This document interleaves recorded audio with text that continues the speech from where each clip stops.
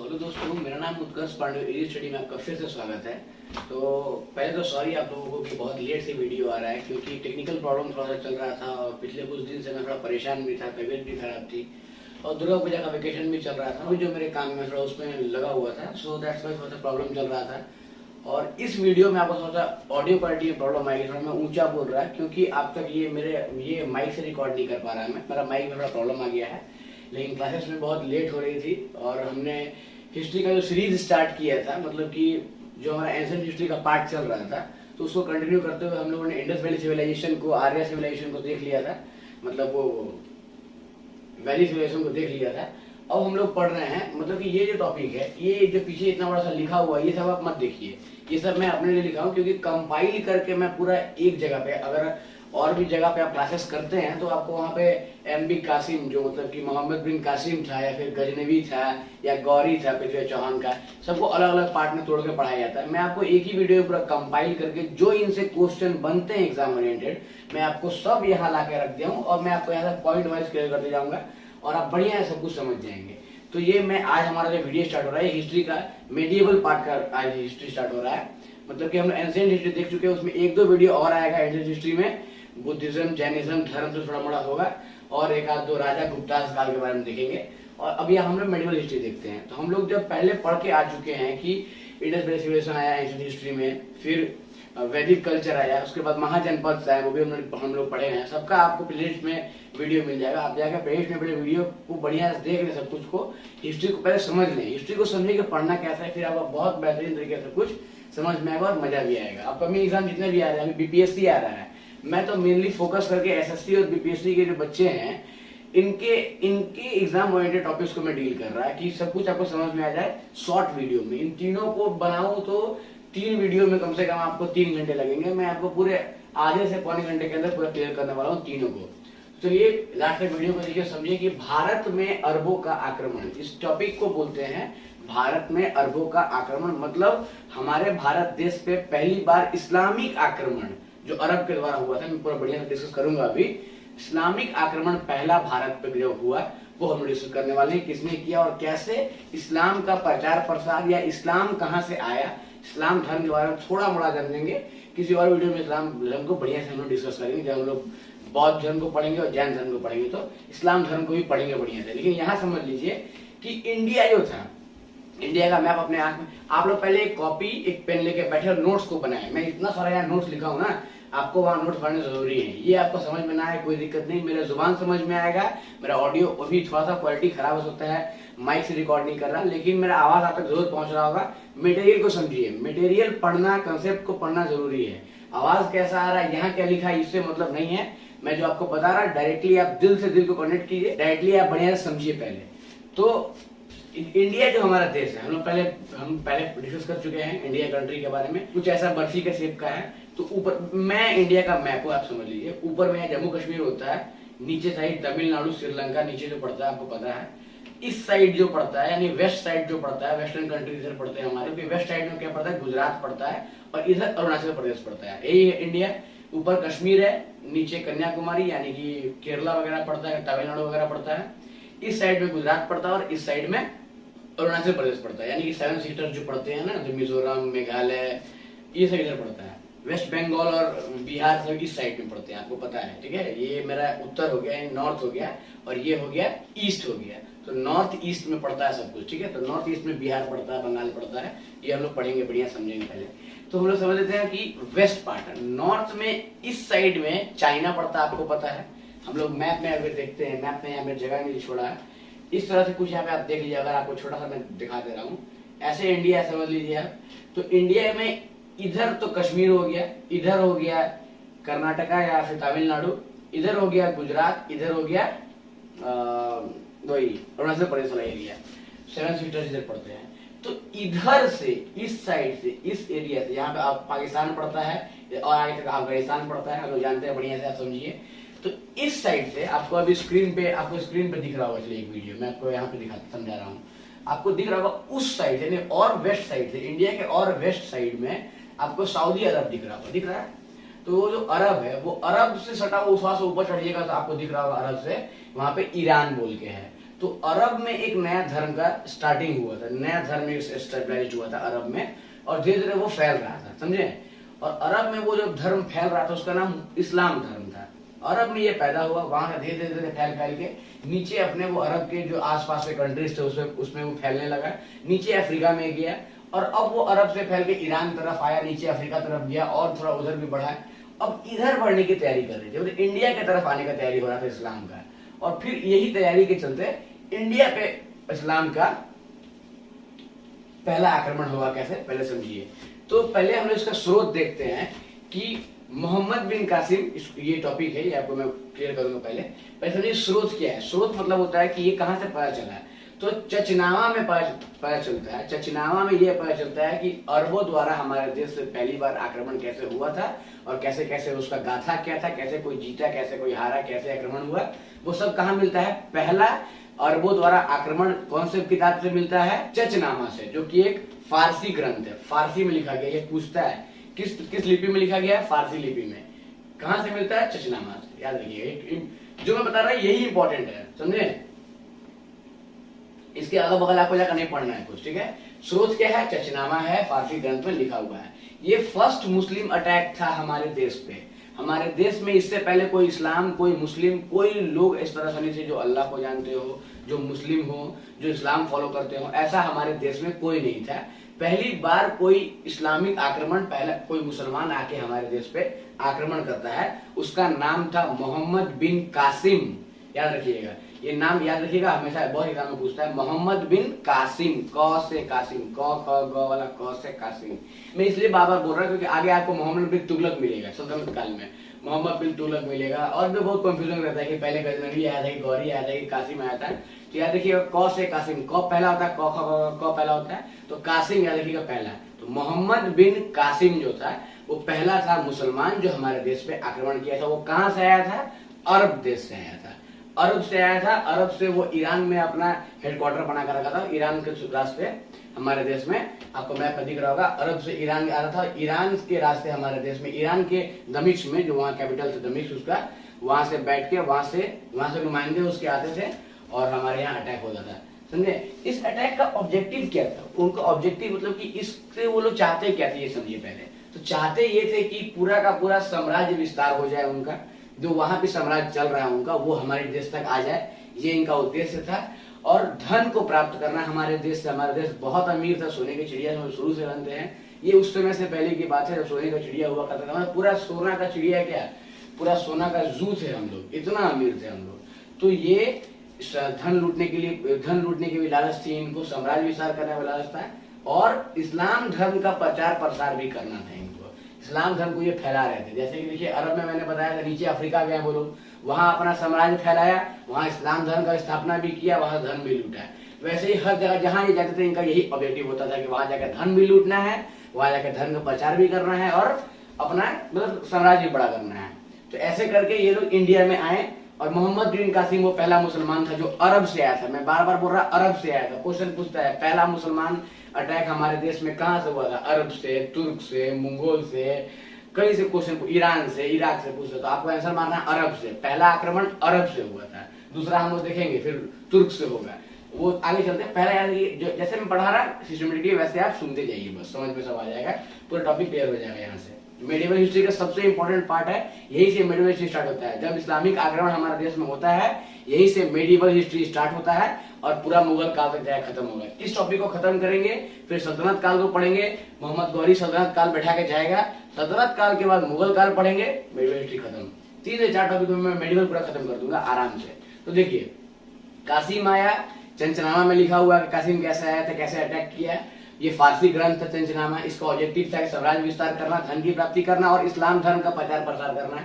ये इन लोगों का ये मोटिव था। पहला मुस्लिम अटैक था ये 711 ईस्वी में, पहला मुस्लिम अटैक। कहीं कहीं देता है 711, कहीं 712।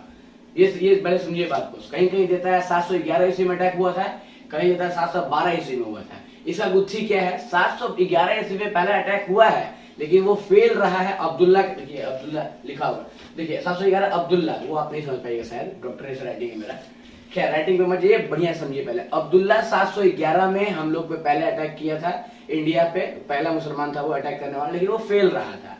अब्दुल्ला के बाद बुधेल आया, वो भी अटैक किया, वो भी फेल रहा 711 में। पहला सक्सेसफुल अटैक मोहम्मद बिन कासिम 712 में किया था। तो क्वेश्चन पूछेगा पहला मुसलमान अटैक, सक्सेसफुल अटैक मोहम्मद बिन कासिम, पहला अटैक 711 में हुआ था। मोहम्मद बिन कासिम का अटैक कब हुआ? 712 में हुआ है। मोहम्मद बिन कासिम पहला सक्सेसफुल अटैक किया हमारे देश पे और सिंध प्रांत पे विजय पाया। और लगभग समझिए कि जो अफगानिस्तान का जो एरिया है उधर उसका एरिया, अफगानिस्तान का जो बॉर्डर है, मतलब कि इंडिया से सटा हुआ पाकिस्तान, पाकिस्तान से अफगानिस्तान है ना, तो पहले इंडिया तो अफगानिस्तान तक फैला हुआ था ना, अफगानिस्तान तक, वहां तक इंडिया था। तो वहां पे अब वहां तक वो लोग पहुंच चुके थे हम लोग पे आक्रमण करके, ठीक है।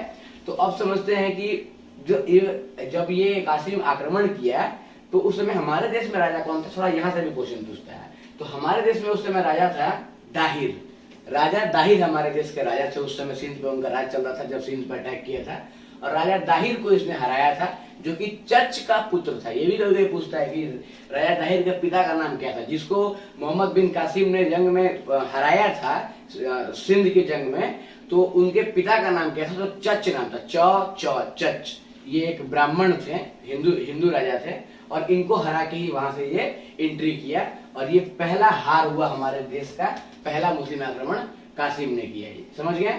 और इसका प्रभाव क्या क्या पड़ा, थोड़ा सा ये समझ लेते हैं कि इसका प्रभाव आया। रिजल्ट इसका था कि फर्स्ट टाइम कंट्री में इस्लाम का आगमन हुआ, हमारे देश में पहला आगमन इस्लाम का इस जंग के बाद हुआ। हिंदू या हिंदी वर्ड जो है वो पहली बार इंट्रोड्यूस हुआ यही कासिम के द्वारा, यही अरबों के द्वारा। सिंध नदी, जब उधर से आप आइएगा तो पहले आपको अफगानिस्तान पड़ेगा, फिर पाकिस्तान पड़ेगा, फिर इंडिया पड़ेगा। तो पाकिस्तान और इंडिया के बीच में एक सिंधु नदी था ना, आपको पता ना, सिंधु नदी बहता है। तो सिंधु नदी के इधर जो लोग हैं, इंडिया जो पड़ा, इनको ये लोग सिंधु करके हिंदू करने लगे। सिंध के इधर हिंद रहते हैं और हिंद से हिंदू हो गया, और वहीं से नाम आया हिंदू। हिंदू एक फारसी वर्ड है, वहां से ये निकल के आया हिंदू।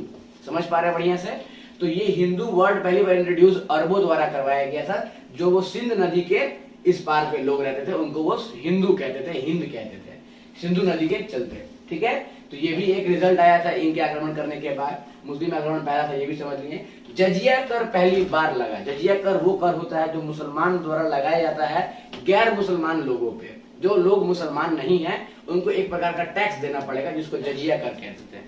अगर आप इस्लाम धर्म से नहीं हो, ब्राह्मण हो, पंडित हो, राजपूत, कोई भी कास्ट हो, क्षत्रिय हो, वैश्य हो, आप इस्लाम धर्म को फॉलो नहीं करते हैं तो आपको टैक्स देना पड़ेगा, पैसा देना पड़ेगा, और वो टैक्स होता था जजिया कर। तो पहली बार इंट्रोड्यूस हुआ हमारे देश में जब वो अरब के द्वारा हमारे देश पे आक्रमण हुआ। मुस्लिम आक्रमणकारी ये कासिम हमारे देश में आया, ठीक है। तो ये भी एक रिजल्ट है, जजिया कर लगाना। खजूर की खेती, ये जो होते थे अरब में, तो अरब में ये लोग का एक खेती था खजूर का खेती, वो भी इंडिया में ये लोग आया करने लगे। जब ये जीत गए यहाँ पे आके, यहाँ जमीन इन्होंने रहना अपना बसरना चालू किया, तो खजूर का खेती का प्रचलन करवाया यहाँ पे। तो खजूर का खेती का प्रभाव भी वहीं से आया है। खजूर की खेती के साथ साथ एक बात और याद रखिएगा, ऊंट पालन। ऊंट भी अरब से ही आया है, वहीं के लोग ऊंट भी लाके यहाँ जो हम राजस्थान में देखते हैं ऊंट पालता है सब, ये भी वही का देन है। तो ये सब प्रभाव पड़ा वहां से, जो अटैक हुआ, जो इस्लामिक अटैक आया, तो प्रभाव क्या क्या पड़ा। पहला मुस्लिम अटैक था, ऊंट पालना हम लोग सीखे हैं, ये प्रचलन यहाँ पे आया। खजूर का खेती यहाँ पे आया, इसका भी प्रचलन आया हमारे देश में। ये सब हम लोग समझ लिए। हिंदी वर्ड जो था वो भी कहाँ से आया। तो ये सब कुछ कासिम से इंपॉर्टेंट पूछता है। कासिम से इतना ही जानना है आपको। 712 में अटैक किया, पहला मुस्लिम था जो अरब से अटैक किया था। इंडिया में पहला अटैक कासिम किया था, और आने के बाद क्या क्या प्रभाव पड़ा हमारे देश पे। हिंदी वर्ड कहाँ से आया, खजूर का खेती, ऊंट का खेती। ये जो ईरान में अपना हेडक्वार्टर बना कर रखा था, दमिश्क से, वहां से अटैक करता था। अब्दुल्ला पहले आया था, अब्दुल्ला के बाद बुदाइल आया था, उसके बाद कासिम आया, और कासिम अटैक सक्सेसफुल रहा। और ये सब हम लोग समझ लेते हैं कि इसका क्या क्या नीति था आने का। तो विस्तार करना, धन प्राप्ति करना, वगैरह वगैरह, इस्लाम धर्म का प्रचार करना। मोहम्मद बिन कासिम आता है, करता है अपना जो भी करना था, राया दाहिर को हराता है। राया दाहिर को हरा के उस एरिया में अपना पैठ बना लेता है, लेकिन ये बढ़िया से शासन नहीं कर पाता है। इसके बाद के जो आते हैं, इसके बेटा लोग, इसका जो भी बच्चा लोग आता है, वो लोग बढ़िया से दबंग टाइप का अपना सीन नहीं बना पाता है, और वहीं तक सीमित रह जाता है, छुटमुट करके।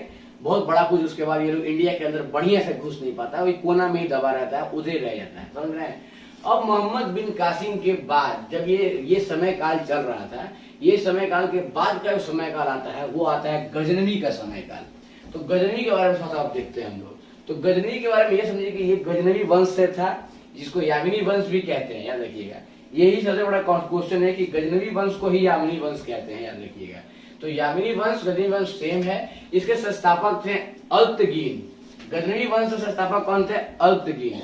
गजनवी वंश सबसे इंपॉर्टेंट है गजनवी, इसको हम लोग पढ़ेंगे, लेकिन गजनवी वंश से जो क्वेश्चन बनता है उसको भी मैंने यहाँ ले लिया है, क्योंकि मैं आपको बताया कि जो भी एग्जाम ओरिएंटेड एकदम इंपॉर्टेंट पॉइंट रहेगा वही मैं आपको पढ़ाने वाला हूँ और पूरा टॉपिक खत्म करने वाला हूँ। तो गजनवी से क्वेश्चन आता है कि इसके संस्थापक कौन थे, तो गजनवी नहीं था इसका संस्थापक, इसके संस्थापक थे अल्तगीन, याद रखिएगा।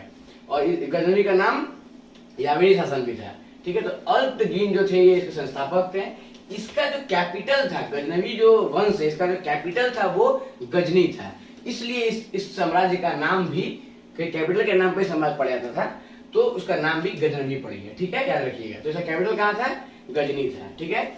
अब जो अल्तगीन के बाद शासक बना वो बना इसका जो दास था, या फिर इसका दामाद आप बोल सकते हैं, दामाद था और दास था, दोनों था, वो था सुबुक्तगीन, याद रखिएगा।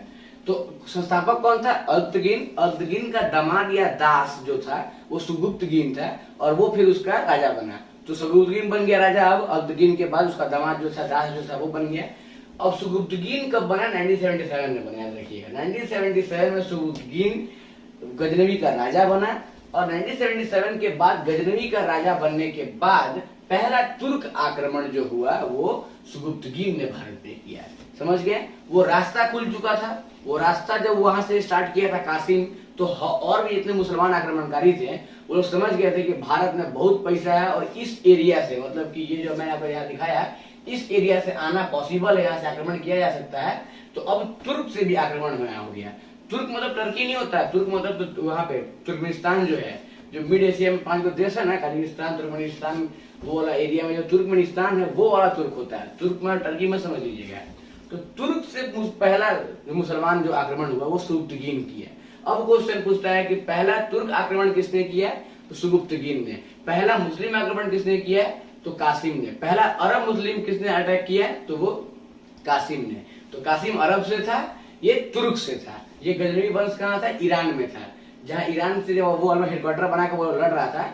ईरान के ही, मतलब कि अफगानिस्तान के बॉर्डर पे ही ये गजनवी पड़ता था। तो अफगानिस्तान का जो सीमा है, जहाँ से इंडिया का सीमा चल रहा था, इधर अंदर इंडिया का सीमा पड़ रहा था, और उधर जो था वो गजनवी का एरिया था, समझ गए आप। तो इधर वो जो बॉर्डर लाइन था, इधर पड़ता था इंडिया, उधर पड़ता था गजनवी। तो वहीं से अटैक होना चालू हुआ, और तुर्क आक्रमण पहली बार इंडिया पे ये सुबुक्तगीन कर दिया। सुबुक्तगीन बहुत मेहनत किया, बहुत बार अटैक किया, इंडिया को बहुत परेशान किया। और सुबुक्तगीन जो पहला अटैक इंडिया पे किया था वो पंजाब प्रांत पे किया था। उस समय उसके राजा जयपाल से, याद रखिएगा। क्वेश्चन पूछता है कि पहला टर्क आक्रमण किसने किया? सुबुक्तगीन। किस पे किया? जयपाल पे किया, पंजाब में किया। टॉपिक याद रखिएगा। फिर सुबुक्तगीन जो है वो मर जाता है, और सुबुक्तगीन का 2 बेटा आता है, एक इस्माइल आता है और एक गजनवी आता है, जो इंपॉर्टेंट है। इस्माइल बड़ा भाई रहता है, तो इस्माइल को ही राजा बनाया जाता है। इस्माइल राजा बनता है, लेकिन इसको फिर 1 साल के बाद इसको उखाड़ के गजनवी फेंक देता है, और इसको मार के अपने बन जाता है। इसको कैद कर लेता है मेनली, और अपने बन जाता है। और 1998 से लेकर 1030 तक गजनवी का शासन चलता है। और इस शासन के काल में गजनवी बहुत अटैक किया है इंडिया पे। गजनवी से मेन टॉपिक हम लोग पढ़ेंगे कि कैसे कैसे गजनवी ये 1998 से लेकर 1030 तक 17 बार हम लोग देश पे आक्रमण किया है। ये हम लोग पढ़ेंगे बढ़िया से। किसको हटा के? अपने भाई को हटा के। भाई कौन था? इस्माइल था, याद रखिएगा। बाप कौन था इसका? तो सुबुक्तगीन था। सुबुक्तगीन से पहले इसका संस्थापक कौन था? सबसे पहला संस्थापक कौन था? तो वो अल्तगीन था। अल्तगीन का दास या दामाद था सुबुक्तगीन, जो बना था। सुबुक्तगीन का बेटा इस्माइल, और गजनवी इस्माइल को कैद करके गजनवी खुद बन गया। समझ गए? पूरा क्लियर हो गया। अब गजनवी जब बनता है, कासिम से समझ लिया, गजनवी पे आ गए हम लोग। गजनवी 1998 से 1030 तक शासन करता है, इसमें 17 बार आक्रमण करता है। लेकिन इससे पहले ये समझ लेते हैं कि जब गजनवी अपने भाई को हटा के और खुद राजा बनता है, तो ये जो थोड़ा सा पाप के भागीदारी ऐसे ये काम करता है। तो उस समय जो इस्लाम धर्म के मेन होते थे, उनको खलीफा कहा जाता था, राजा वाजा नहीं। ये इस्लाम धर्म का एक धार्मिक नेता हुआ करता था, उसको खलीफा बोला करते थे। तो ये जो थे खलीफा से जाकर परमिशन लिए कि मैं राजा बनना चाहता हूँ, क्योंकि आपको इस्लामिक परंपरा के द्वारा आपको जाके धर्म गुरु से आज्ञा लेना होगा, आशीर्वाद लेना होगा, फिर ही आप राजा बन सकते हैं। समझ गए आप? तो उनसे जब ये लेने गए आशीर्वाद, तो वो जो खलीफा थे उस समय, इनसे क्वेश्चन बनता है। खलीफा का नाम था अल कादरी बिल्ला, ठीक है। तो ये किसी से कैसे लेने के लिए, अल कादिर बिल्ला से लेने गए थे, जो उस समय ये थे खलीफा थे। और अल कादिर बिल्ला इनको नाम देते हैं, इनको उपाधि देते हैं। इनको उपाधि मिलता है यमीन उल दौला का। यमीन उल दौला मतलब क्या होता है, साम्राज्य का दाहिना हाथ। यमीन उल दौला मतलब साम्राज्य का दाहिना हाथ हुआ ही, इनको ये उपाधि मिलता है। दूसरा उपाधि क्या देते हैं इनको वो खलीफा, यमीन इल मिल्लत। यमीन इल मतलब कि इस्लाम का संरक्षक, ये इस्लाम का संरक्षक है। इन ये दोनों उपाधि इनको मिलता है। और इसी के साथ साथ एक और उपाधि मिलता है सुल्तान का उपाधि। तो पहला मुस्लिम शासक या पहला शासक जिसको सुल्तान का उपाधि मिलता है वो गजनवी था, याद रखिएगा, ठीक है। वो गजनवी था जिसको पहला सुल्तान का। सुल्तान के बाद फिर हम लोग देखेंगे यही सुल्तान वाला वर्ड से सल्तनत काल आएगा आगे चल, याद रखिएगा। और फिर उसके बाद हम लोग मुगल काल में देखेंगे वहां बादशाह का उपाधि आएगा। यहाँ सुल्तान का उपाधि आ चुका है। कौन है सबसे पहला, गजनवी सुल्तान का। ये समझ लिए कि जो अल कादिर बिल्ला थे वो खलीफा थे, इनको ने कौन कौन सा नाम पद दिया लिख लीजिएगा। और इसके बाद इंपॉर्टेंट क्या है कि सर हेनरी इलियर कहते हैं कि 17 बार, ये पूछता है कौन से हिस्टोरियन ने ये बताया है, तो सर हेनरी इलियर बोलते हैं। ये सब नोट करते, लिखते जाइए, नोट करते जाइए। जो आपको टॉपिक बता रहा है इंपॉर्टेंट नोट्स आपको लग रहा है उसको लिखते जाइए। तो सर हेनरी इलियर बोलते हैं कि गजनवी ने हमारे देश पे, इंडिया पे 17 बार आक्रमण किया है। कितने बार, 17 बार। किसने बोला है, सर हेनरी इलियर ने। चलिए ठीक है, समझ लिए। अब इसका ऑब्जेक्टिव क्या था, मतलब ये जब गजनवी, इसका ऑब्जेक्टिव था, आप ध्यान रखें, समाज विस्तार करना, इस्लाम का प्रचार करना। गजनवी का क्या था ये सब समझ लेते थे। इसका ऑब्जेक्टिव था केवल धन लूटना, ना समाज में अपना प्रचार करना, ना इस्लाम का प्रचार करना, ना राजा बनना, ना साम्राज्य विस्तार करना, कुछ नहीं। इसका केवल और केवल एक ही उद्देश्य था कि धन की प्राप्ति करना हमारे देश से। गजनवी का क्या उद्देश्य था, आप याद रखिएगा, क्वेश्चन पूछता है। केवल धन प्राप्ति करना था गजनवी को। इसी चलते 17 बार अटैक किया और 17 बार लूटा, लगभग 17 बार सफल हुआ और दम तक लूटा। तो इम्पोर्टेंट क्या क्या चीज होता है, कौन कौन सा इम्पोर्टेंट ये आक्रमण इसका हमारे देश पे हुआ वो याद रखिएगा। सबसे पहला 1000 ईस्वी में किया इसने, ठीक है। 1998 में ही बना है, देख लीजिए। और 2 साल बर्दाश्त किया है, उसके बाद फटाक से अटैक कर दिया हम लोग पे। और सबसे पहला अटैक पंजाब के जयपाल पे, जिसको पहली बार सुगुप्तगीन किया था, इसका बाबूजी। तो सबसे पहला अटैक उस पर किया, उसको हरा दिया। पहले अटैक किया, उस पर हराया, दम तक लूटा, पैसा और चल दिया वापस। ये आता था, लूटता था, चल जाता था, समझ गए। तो पंजाब में किए, जहाँ बाबा भैया अटैक किए थे, और ये कामयाब हुआ, जीता और वापस चला गया 1000 ईस्वी में। सेकंड इसका आपको इंपॉर्टेंट याद रखना है, छठा का क्वेश्चन पूछता है। पहला पूछता है कि पहला तो पूछेगा ना कि गजनवी का पहला अटैक कौन सा था, तो वो पंजाब पे था, जयपाल के खिलाफ, ठीक है। इसका छठा का क्वेश्चन पूछता है कि इसका छठा अटैक कौन सा था, तो वो था आनंद पाल पे 1008 ईस्वी में, जो कि जयपाल का ही बेटा था। जयपाल का बेटा आनंद पाल पे 1008 ईस्वी में अटैक किया, जो इसका छठा अटैक था। इसमें क्या होता है, इसी अटैक के बाद गजनवी का मूड बदल जाता है, और अब ये धन का प्राप्ति के साथ साथ मंदिर तोड़ना, मूर्ति तोड़ना, और पूरा मतलब कि मूर्ति भंजक के रूप में आ जाता है, और मंदिर मूर्ति सब तोड़ता है, और बहुत गंदा स्थिति कर देता है। हिंदू धर्म में जितना भी मूर्ति होता है, इसको तोड़ के अलग अलग गंदा जगह पे इसका मूर्ति का पत्थर का इस्तेमाल करता है, जो हमारे धर्म के हिसाब से बहुत गलत है।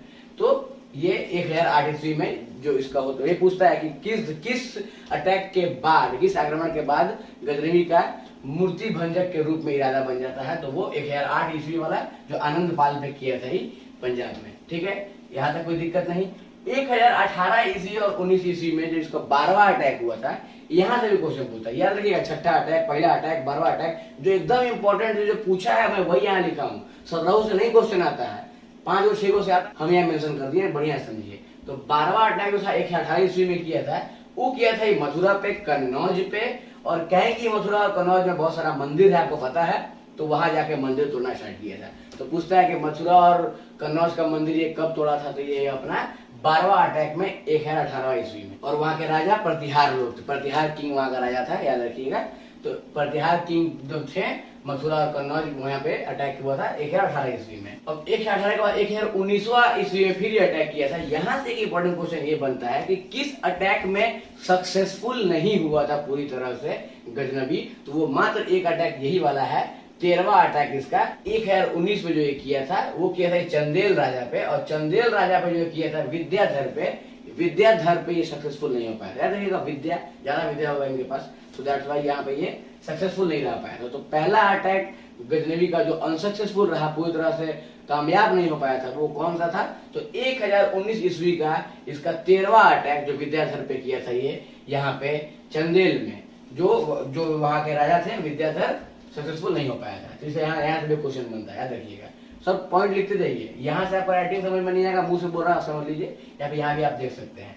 अब उसके बाद 16वां अटैक इसका मोस्ट इंपॉर्टेंट अटैक है। पूरा जितना 17 को अटैक ही किया है ना, उतना में इसको पैसा जितना मिला होगा उससे 10 गुना ज्यादा पैसा इसको ये 16वां अटैक में मिला, जो ये 1025 ईस्वी में किया था। डेट एकदम इंपॉर्टेंट याद रखिएगा, 1025 में 16वां अटैक किया था, और अपने औकात से ज्यादा पैसा इसको यहाँ से मिला था। इसका औकात जितना था उससे 10 गुना ज्यादा पैसा इसको मिला था।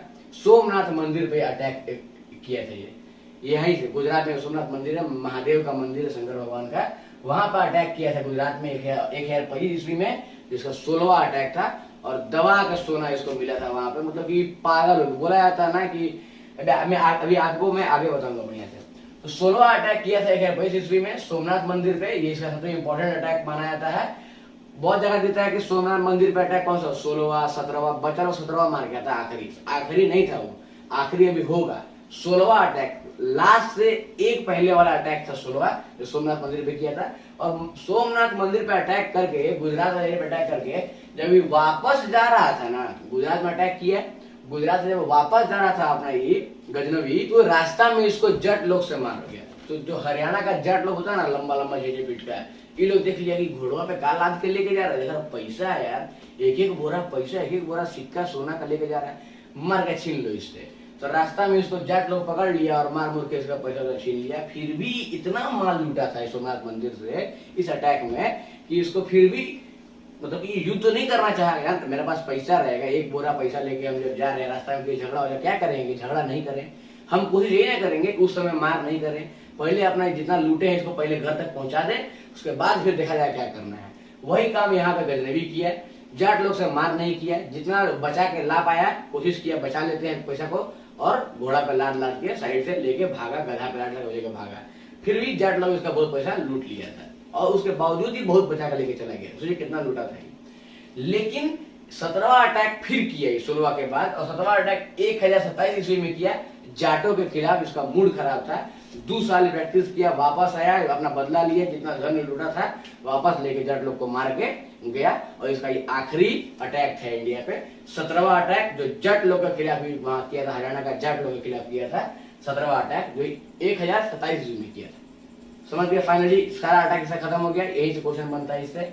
1030 ईस्वी में मर गया। कहा जाता है कि इसको इतना सोना मिल गया कि एक रूम में पैक रहता था, सोना पे सोता था, सोना पे खाता था, दिन भर सोना सोना सोना, सुत गया कंप्लीट हमेशा के लिए, इतना इसको सोना मिल गया। सोमनाथ बाबा का मंदिर से पैसा निकाला था, सोना निकाला था बाबा का, सोच लीजिए, पगलेवे ना करेगा, पगला के मर गया। इतना बड़ा लूट मार किया, जब एक बोरा पैसा इसके पास आ गया, जी नहीं पाया, हाय पैसा करते रह गया, हाय धन मर गया। 3 साल जिया, 27 में किया था जी अटैक, आपको बताया ना अभी, हम 27 में किया है, 30 में मर गया है। 3 साल ना जी पाया बेचारा, उतना धन लेके क्या कर लिया, वो पगला के जिए, सोना सोना करते करते मर गया। तो यही बोला जाता है, ज्यादा लालच नहीं करना चाहिए इंसान को। तो यहाँ पे गजनवी का खत्म हो गया 1030 में। कुछ इंपॉर्टेंट पॉइंट कि इसके टाइम में कौन कौन इसके समकालीन थे। तो हिस्टोरियन थे एक तो, उनका नाम था उदबी। याद देखिएगा, पूछता है कि गजनवी के साथ जो गजनवी का हिस्टोरियन था जिसने किताब लिखे हैं, किताब का नाम था किताबुल यामिनी। इस वंश का नाम क्या है? यामिनी, है ना, ये यही से लिखे। तो किताबुल यामिनी, तारीकुल यामिनी, इन दोनों को कौन लिखे हैं? इन दोनों को उदबी लिखे हैं। यामिनी याद रखिएगा, यामिनी वंश हो गया, गजनवी वंश को बोला जाता है। तो उदबी लिखे हैं, ये हिस्टोरियन थे। तो ये हिस्टोरियन जो है ये यामिनी वंश के बारे में लिखे थे। इस किताब का नाम है किताबुल यामिनी और तारीकुल यामिनी। किताब का क्वेश्चन आता है, इसलिए मैंने यहाँ इसको मेंशन कर दिया है। अब देखते हैं यहाँ पे 11 सेंचुरी में गजनवी के साथ इंडिया में अल-बरूनी आया था। देखिएगा, अल-बरूनी हमारे देश में आया था, और ये किताबुल हिंद लिखा है। किताबुल हिंद में क्या लिखा है? पूरा उस समय जो हमारा सोशल कल्चर था उसके बारे में बढ़िया से लिखा है। क्वेश्चन पूछता है कि जो अल-बरूनी आया है, वो जो किताबे हिंद लिखा वो किस चीज पे था? अर्थशास्त्र पे था, इंडियन कल्चर के बारे में था, इंडियन सोशल कल्चर के बारे में था, इंडियन अर्थ इकोनॉमिक कल्चर के बारे में था। तो वो इंडियन सोशल कल्चर के बारे में था जो लिखा है ये अल-बरूनी तारीख हिंद, याद रखिएगा। और अल-बरूनी वो पहला मुसलमान था जो पुराण का अध्ययन किया था। मतलब पुराण जो है ना हमारा, इस पूरे पुराण का अध्ययन, ये समझा कि हमारे देश में धन के साथ साथ ज्ञान भी बहुत है। पुराण का ये बहुत इंस्पायर्ड हुआ हम लोग से, हमारे ज्ञान से, हमारे वेदों से, हमारे पुराण से। ये पढ़ा, उसको अपने लैंग्वेज में लिखा भी, अपने लोगों को ज्ञान बांटा भी। मतलब अल-बरूनी जो आया था गजनवी के साथ, ये राइटर था और ये बहुत अच्छे से लिखा, किताबुल हिंद भी लिखा, हमारे कल्चर के बारे में लिखा, सोशल कल्चर के बारे में लिखा। और बहुत इंस्पायर्ड हुआ हम लोग से, पुराण हम लोग का समझाई उसको, हमारे पुराण को अपने लैंग्वेज में समझाया सबको। मतलब ये पहला मुसलमान था जो पुराण का भी अध्ययन किया, पुराण पूरा सब पढ़ाई, समझे। ये क्लियर हो गया। यहाँ से एक चीज और पूछता है फरदौसी से। फरदौसी का नाम सुना होगा। फरदौसी एक राइटर था, लेखक था। फरदौसी क्या लिखा है? शाहनामा, याद रखिएगा। शाहनामा कौन लिखा है? फरदौसी। फरदौसी किसके टाइम का है? गजनवी के टाइम का है। कोई दिक्कत नहीं, यहाँ से फरदौसी से क्वेश्चन पूछता है। एक और यहाँ समझ लीजिए, बैहाकी। बैहाकी लिखे थे तारीख ए सुगुफ्तगीन। सुगुफ्तगीन जो गजनवी का पापा था, उसका जो जीवन के बारे में बायोग्राफी समझ सकते हैं। तो तारीख ए सुगुफ्तगीन कौन लिखा था? तो बैहाकी लिखा था, याद रखिएगा। बैहाकी लिख लीजिएगा, नोट कर लीजिएगा जो मैं बता रहा था, फिर रिपीट करके वीडियो को देख लीजिए। और जो मैं बोलते गए इंपॉर्टेंट पॉइंट्स है, जो यहाँ पे हिस्टोरियंस थे, कुतुबी, 11वीं सेंचुरी में अल-बरूनी आया। अल-बरूनी कौन सी किताब लिखा? तो किताबुल हिंद लिखा। और पहला मुसलमान था जो कि पुराण का अध्ययन किया था। फिरदौसी लिखा, शाहनामा जो राइटर था। और बैहाकी जो था वो तारीख सुगुफ्तगीन लिखा था, बायोग्राफी सुगुफ्तगीन का था। तो गजनवी से इतना ही कुछ पढ़ना। अटैक इसे कब किया, कौन सा वंश से था, कैपिटल क्या था उसका, संस्थापक कौन था उसका। सुगुफ्तगीन का दो बेटा था, इस्माइल और गजनवी। फिर गजनवी कैसे बना, गजनवी को क्या क्या उपाधि मिला अल कादरी बिल्ला से, और उसके बाद ऑब्जेक्टिव क्या था इसका आने का हमारे यहाँ, और कौन कौन सा इंपॉर्टेंट इसका अटैक था, उससे क्या क्या था, कौन कौन राजा थे, कहाँ कहाँ किया था, वो मैंने आपको बता दिया। और क्या क्या इंपॉर्टेंट पॉइंट हिस्टोरिकल से, राइटर से पूछता है, वो मैंने आपको बता दिया। तो कासिम पहले अटैक किया अरब से, उसके बाद तुर्कमेनिस्तान यानी तुर्क से फिर पहला आक्रमण हुआ सुगुफ्तगीन का, यानी कि उसके बाद गजनवी का। तो कासिम और गजनवी देख लिए। लास्ट में आता है गौरी। तो कासिम और गजनवी को देख के गौरी में हम लोग बढ़ रहे हैं अब। तो गौरी को समझने के लिए पहले हम लोग थोड़ा वीडियो को स्टॉप करके मैं आपको मैप बना देता हूँ, फिर आपको सब समझ में आ जाएगा। तो आइए हम लोग यहाँ मैप बना चुके हैं और बढ़िया से समझेंगे अब कि देखिए, अब हम लोग ये जो गजनवी का पीरियड देख लिए, गजनवी से क्या क्वेश्चन बनता है देख लिए। गजनवी के बाद गौरी हमारे देश में आता है। और गौरी कैसे आता है, क्या चलता है। गजनवी के बाद बहुत सारे जो भी और ये बहुत सारे आक्रमणकारी आक्रमण किए, छोटा मोटा आक्रमण किए, बहुत ज्यादा कुछ नहीं कर पाए। इसके बाद का जो भी इसका जो आया लोग, रूलर लोग, वो लोग कुछ ज्यादा नहीं कर पाए। गजनवी जो मर गया 1030 ईस्वी में, 130 में जब मर गया ये, तो उसके बाद 1030 ईस्वी के बाद ज्यादा कुछ डेवलपमेंट हमारे देश में, हमारे देश की तरफ नहीं हुआ इन लोग के थ्रू। लेकिन उसके बाद आता है मोहम्मद गौरी। मोहम्मद गौरी का परिचय है कि कुतुबुद्दीन हसन जो था, कुतुबुद्दीन हसन इसका संस्थापक था। संस्थापक कौन था? कुतुबुद्दीन हसन, याद रखिएगा। और ये गौर प्रदेश से था। जैसे इंडिया आपको दिख रहा है, इंडिया के इस साइड में आपको पाकिस्तान पड़ता, पाकिस्तान से और उधर अफगानिस्तान पड़ता, आपको पता है। तो अफगानिस्तान से भी बाहर में गौर जो गजनवी शासन चल रहा था, गजनवी में ही, मतलब ईरान में चल रहा था गजनवी, और गजनवी में ही एक छोटा सा जगह था गौर। वो गौर जगह पे, वो गौर जो एरिया था, वो गौर अफगानिस्तान के बॉर्डर पे पड़ता था। मतलब अफगानिस्तान इंडिया जो पड़ रहा है अभी, अफगानिस्तान तो उस समय नहीं था ना, उस समय तो इंडिया ही था वो। तो जो अफगानिस्तान का बॉर्डर है, वहां पे उस बॉर्डर के उस पार गौर था और इस पार इंडिया था, यानी अफगानिस्तान वाला एरिया था। तो वहां से वो अटैक करने की कोशिश करता था। और गौरी फिर हमारे देश पे आता है, समझे। और गौरी का जो उद्देश्य था वो सिर्फ और सिर्फ यही था कि अपना साम्राज्य विस्तार करेंगे और इस्लाम का प्रचार करेंगे। गौरी वो पहला मुसलमान था जिसका मन में ये था कि हम पूरा साम्राज्य यहाँ विस्तार करेंगे बढ़िया से, और इस्लाम यहाँ पे बढ़िया से फैला देंगे। ये गौरी सोच के आया। और गौरी जब आया तो गौरी का पूरा नाम यहाँ याद रखिएगा, शहाबुद्दीन गौरी नाम है इसका। नाम है इसका शहाबुद्दीन गौरी, ठीक है। तो शहाबुद्दीन गौरी हमारे देश में आता है और इसका ऑब्जेक्टिव था कि मुस्लिम डायनेस्टी बनाना पूरा का पूरा इस एरिया में। और पहला अटैक करता है ये मुल्तान में 1175 में।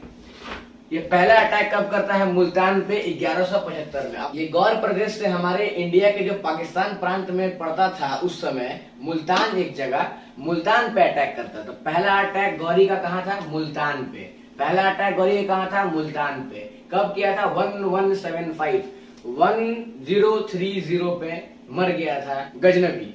1030 में गजनवी मर गया था। उसके बाद देखिए पहला अटैक कब हुआ गौरी के तरफ से? 1175 में, याद रखिएगा, ठीक है। 1175 1175 ईस्वी में गौरी पहला अटैक किया मुल्तान पे और जीत गया। पहला अटैक मुल्तान पे गौरी करके जीत गया और बड़ा खुश हुआ और सोचा कि चलो फिर से अब इंडिया में रास्ता खुल गया, इधर से हम लोग जा सकते हैं। और यहाँ पे गौरी का मकसद था कि कन्नौज पे राज करना है। कन्नौज वाला जो बीच, इंडिया का ये बीच था कन्नौज पे राज कर लेंगे यानी इंडिया मेरा हो जाएगा, ये सोच के निकला था ये। तो ये मुल्तान पे अटैक किया, मुल्तान जीत गया। फिर उधर से गौरी फिर आया इंडिया, वापस गया, अटैक किया, जीता, धन लेकर वापस गया गौर प्रदेश अपना। और फिर प्लान बनाया। फिर 3 साल के बाद 1178 में, दिया होगा 1100, देखिए 1178 ईस्वी में, 1178 ईस्वी में फिर आता है और गुजरात पे अटैक करता है। अब गुजरात पे अटैक करता है और ये इसका पहला हार हो जाता है। यहाँ से आता है, ये गुजरात पे अटैक करता है। गुजरात में होता है चालुक्य वंश। चालुक्य वंश में राजा होते हैं भीम द्वितीय और उसकी माँ होती है नाइक देवी। इन दोनों के नेतृत्व में युद्ध होता है और ये दोनों इसको खदेड़ के भगा देते हैं। गौरी हार जाता है। किससे हारता है गौरी? पहली बार भारत में। जीतता पहले कहाँ है? मुल्तान में। हारता पहले कहाँ है? गुजरात में, चालुक्य वंश से भीम द्वितीय और उसकी माँ नाइक देवी से। गुजरात में हार जाता है 1178 में और भाग गया था ले लंबी। गौरी को मार कर भगा देते हैं। तो चालुक्यों को, ये चालुक्य का यहाँ विजय हो जाता है। फिर गौरी प्लान करता है, सोचता है कि अब फिर बढ़िया से जबरदस्त तरीके से मार करना होगा और फिर हमारे देश पे अटैक करता है। और अब वो अटैक करता है इस वाले एरिया में, अजमेर वाले एरिया में, यार गौर से, अजमेर वाले एरिया में, जिधर आपको मतलब राजस्थान से ऊपर थोड़ा सा इधर जयपुर अजमेर तरफ अटैक करता है। अजमेर में राजा होते हैं पृथ्वीराज चौहान। चौहान वंश, राजपूत वंश के बहुत बड़े ये राजा थे, आपको नाम सुना होगा आपने, सीरियल्स भी है इन पे। तो पृथ्वीराज चौहान वहां पे राजा होते हैं। और पृथ्वीराज चौहान के ये तराइन वाला एरिया होता है, तराइन का पहला युद्ध इसको बोलते हैं। इंपॉर्टेंट क्वेश्चन है। तो 1191 में, 1191 में तराइन का युद्ध होता है गौरी और पृथ्वीराज चौहान के बीच।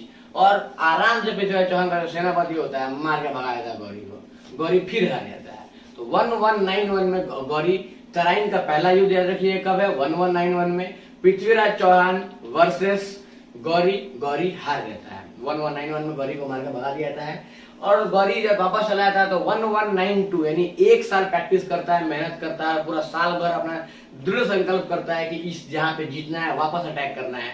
और 1 साल पृथ्वीराज चौहान आराम से मस्ती काटता है और सोचते हैं कि जब मेरा सेनापति इसको मार के भगा दिया तो फिर हम तो आराम से इसको मार देंगे, आएगा देख लिया जाए, कोई बड़ा बात नहीं है। सेनापति मार के भगा जाते, छोटा मोटा कौन गुंडा होगा भगा देंगे इसको, कौन डाकू होगा लुटेरा टाइप का, कोई दिक्कत नहीं है, ये डर नहीं रहते। और वो वहां जाके गौर में पूरा एकदम थल बल के साथ एकदम जिम विम करके केला रिवाइटल जना खा के रेडी था। और उधर से जब वो आया तो उसको 2 सेनापति उसको मिल गया। सोचिए वो अकेले डेंजर था, उसको 2 और भयानक सेनापति मिल गया, कुतुबुद्दीन ऐबक और बख्तियार खिलजी, जो आपको मैं आगे पढ़ाऊंगा। ये दोनों भी डेंजर लेवल का चीज, जो कि सल्तनत काल में लोग आएगा। और वहां पे दिखाया क्या नालंदा खंडर बर्बाद कर दिया, ये खिलजी था। तो देखेंगे हम लोग सब बढ़िया से। तो खिलजी और मतलब कि याद रखिएगा गौरी का 2 सेनापति कौन था?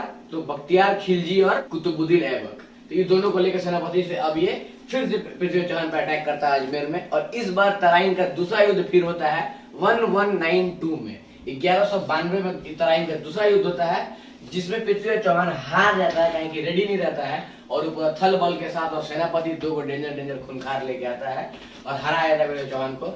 और ये जो युद्ध है इसको माना जाता है मुस्लिम डायनेस्टी हमारे देश इंडिया में पहली बार स्टेबलाइज्ड हुआ, मतलब यहाँ पे आके पैठ बनाया, रह गया, बस गया इसी युद्ध के बाद, पृथ्वीराज चौहान के हारने के बाद। गौरी पहला वो राजा था, पहला वो मुस्लिम आक्रमणी था, पहला वो मुस्लिम शासक था जो इंडिया में आके मुस्लिम साम्राज्य का गद्दी बैठा दिया। समझ गए? तो पहला गौरी था, याद रखिएगा। किसको हराया? पृथ्वीराज चौहान को हराया। और मुस्लिम डायनेस्टी यहाँ से चालू होता है, पहला राजा यही बना। और उसके बाद क्या होता है समझिए बढ़िया से कि ये तो अजमेर में जीत गया, पृथ्वीराज चौहान को हरा दिया।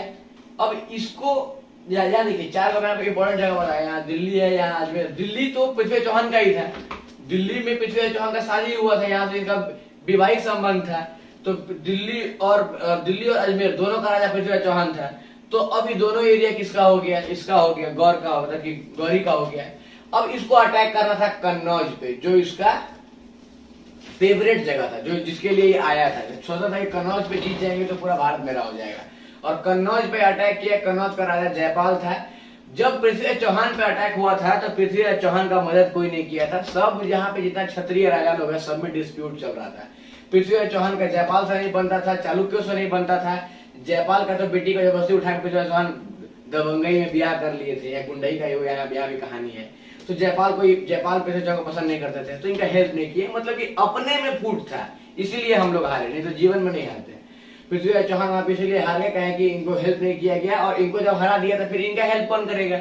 इनको भी हेल्प करने वाला कोई नहीं बचा। जयपाल को आकर दे दिया खाए पिए, और यहाँ पे कन्नौज पे भी वो जीत प्राप्त कर लिया। और कन्नौज का युद्ध को बोलते हैं चंदावर का वॉर। चंदावर, ठीक है। चंदावर का वॉर कब हुआ था, तो 1194 में हुआ था। 1192 में पृथ्वीराज चौहान को हराया, और 1194 में 2 साल प्रैक्टिस किया, और 1194 में आके चंदावर का युद्ध में यहाँ पे कन्नौज पे ये जीत प्राप्त कर लिया, और गौरी फिर कन्नौज में राजा बन गया। और अब समझिए कि पूरा का पूरा इंडिया का ये दायित्व अब इस नॉर्दर्न वाला एरिया में, नॉर्थ ईस्ट वाले एरिया में गौरी का हो गया।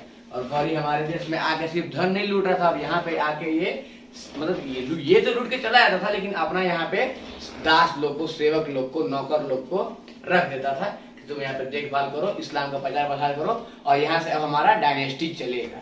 ये पहला राजा था गौरी। जो अब क्वेश्चन पूछेगा कि पहला कौन था जो इस्लाम का स्टेबलाइजमेंट यहाँ किया, तो वो गौरी था। अटैक कौन किया, तो वो कासिम था। समझ गया, कोई दिक्कत नहीं। आगे बढ़ते हैं, थोड़ा सा और देख लेते हैं कि after the Kannauj war, Kannauj का जो जीत हुआ, कन्नौज के बाद खुश हो गया, उसके बाद वो सिक्का चलवाया था। इसमें क्वेश्चन बनता है, उस सिक्का में कलमा लिखा था एक तरफ अरबिक भाषा में, एक तरफ लक्ष्मी माँ बनी हुई थी, पिक्चर फोटो उनका, ठीक है। तो ये कौन करवाया था, गौरी करवाया था, सिक्का चलवाया था, ठीक है। थोड़ा सा और देख लेते हैं, तो गौरी आखिरी बार 1205 में इंडिया आया था, और इंडिया से 1206 में जब वापस जा रहा था, 1205 में इंडिया आखिरी बार आया ही। ये आता था, माल लूटता था, चला जाता था, सब कुछ रहता था, चाय पानी पीना भी चला जाता था, इस तरह से रहता था ही। और यहाँ पे अपना नौकर लोग को, दास लोग को रख दिया था। तो 1205 में लास्ट टाइम यहाँ इंडिया आया। क्वेश्चन पूछता है गौरी इंडिया लास्ट टाइम कब आया, 1205 में आया। और 1206 में जब ये वापस गया था तो इसका हत्या कर दिया गया, ये मर गया। और जैसे ही 1206 में मर गया, तो 1206 में ये मर गया, तो इंडिया में जो जगह ये जीता है वहां पर राज कौन करेगा, तो वहां पे इसका दास लोग जो था वही लोग राज कर रहा था। अब तो इसका दास लोग कौन था जी, तो बख्तियार खिलजी था, बताए थे आपको, कुतुबुद्दीन ऐबक था, बताए थे आपको। तो अब बख्तियार खिलजी और कुतुबुद्दीन ऐबक जो इंडिया में जो कन्नौज का एरिया, यहाँ पे फिर ऊपर में दिल्ली, अजमेर, जो ये एरिया जीता था, ये सब एरिया में अब राज किसका होने लगा, कुतुबुद्दीन ऐबक का। बख्तियार खिलजी थोड़ा सा और आगे बढ़ेगा, बंगाल तक आएगा, ही आगे मैं आपको पढ़ाऊंगा। लेकिन अब यहाँ पे यही सब कंप्लीट होता है इसका कहानी की। और इसके बाद हम लोग देखेंगे कि सल्तनत काल कैसे आता है, गुलाम वंश जिसको बोलते हैं, गुलाम वंश में कैसे कैसे यहाँ पे खिलजी को भी पढ़ेंगे, तुगलक को पढ़ेंगे, कुतुबुद्दीन ऐबक को पढ़ेंगे। और वो चला जाता है सल्तनत काल में, यानी कि दास वंश आया था वहां से। ये पूरा का पूरा जो मैंने आपको लेक्चर बताया, पहले कासिम आया, फिर गजनवी आया, फिर गौरी आया, ये लोग इंपॉर्टेंट है। इनके अलावे भी बहुत कोई आए हैं, लेकिन ये लोग के अलावे जो है उनको पढ़ना नहीं है, उन लोग से कहीं नहीं कुछ पूछता है। इन लोगों से ही क्वेश्चन पूछता है, पहला आक्रमक कौन थे, 17वां आक्रमण कौन किया, कहाँ किया, पहला बार मुस्लिम शासक इंडिया में कैसे घुसा, गौरी किया, पृथ्वीराज चौहान पर आया, तराइन का उससे क्वेश्चन पूछता है, चंदावर का उससे क्वेश्चन पूछता है, इधर क्वेश्चन सारा युद्ध पूछता है कि कहाँ अटैक किया था। तो यही पूरा का पूरा मेडिवल हिस्ट्री हमारा स्टार्ट हो गया आज से, और हम लोग इस पूरे लेक्चर को बढ़िया से कवर कर लिए। अब हम लोग जब यहाँ कुतुबुद्दीन ऐबक, जब यहाँ पे अब गौरी मर चुका है, अब कुतुबुद्दीन ऐबक जो है गुलाम वंश स्टार्ट करेगा। नेक्स्ट वीडियो हमारा जो है गुलाम वंश पे होगा, और गुलाम वंश को पूरा खत्म करने के बाद मुगल वंश, और पूरा मेडिवल हिस्ट्री खत्म, फिर मॉडर्न हिस्ट्री घुस जाएंगे हम लोग। समझ गए? आशा करते हैं आपको सब कुछ समझ में आया होगा। अगर समझ में नहीं आया है तो एक दो बार वीडियो को रिपीट करके देखिए, और कुछ नई प्रॉब्लम आता है तो कमेंट बॉक्स में आप ड्रॉप कीजिए, मैं आपको वहां पर समझा दूंगा। ऑडियो क्वालिटी थोड़ा सा खराब हो सकता है, क्योंकि आपको मैंने पहले भी बताया कि माइक नहीं है मेरे पास, थोड़ा सा टेक्निकल प्रॉब्लम है, लेकिन कीप सपोर्टिंग और ऐसे ही अपना प्यार देते रहिए। फिर मिलते हैं हमारे नेक्स्ट वीडियो में। जय हिंद, जय भारत।